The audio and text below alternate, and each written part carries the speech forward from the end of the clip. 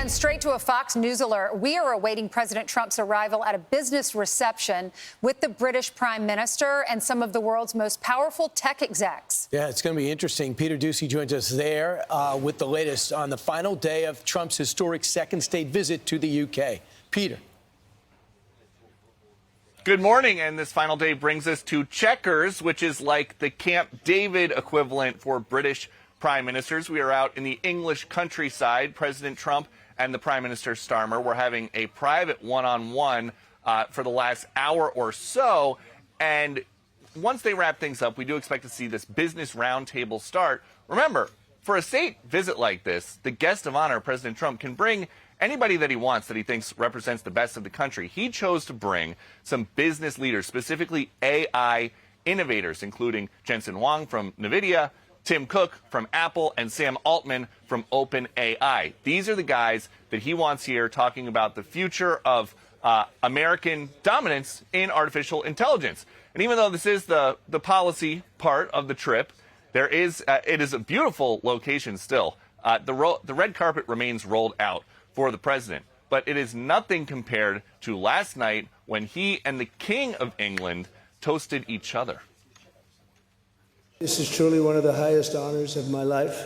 Such respect for you and such respect for your country. As we celebrate this unparalleled partnership, allow me to propose a toast to President Trump and the First Lady, and to the health, prosperity, and happiness of the people of the United States of America.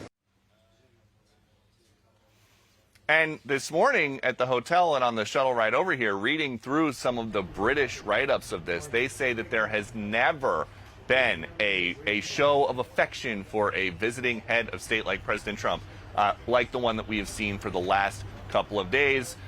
Before he is wheels up for Washington, D.C., he is going to answer some questions, and we would expect to hear about possible progress made on Ukraine and this report that's out in the Times here in the UK that Keir Starmer is going to recognize Palestine as a state, but he's waiting until Donald Trump leaves because he doesn't want that to take up the whole press conference.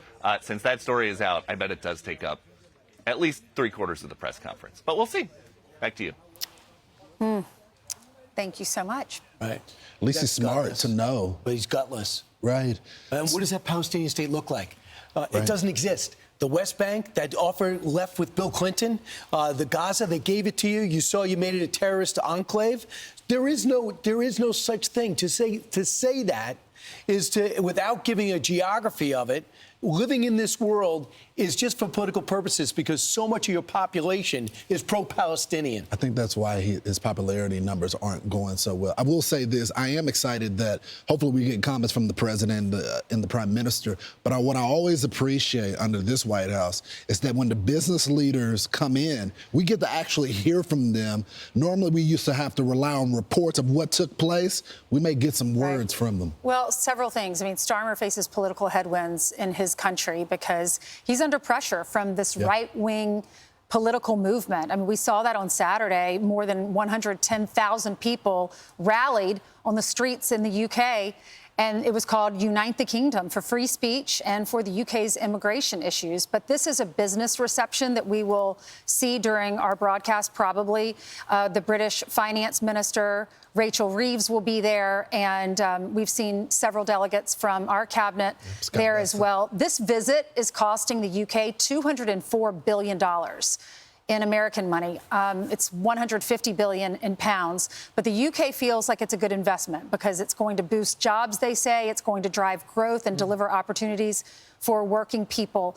And it's called the Tech Prosperity Deal.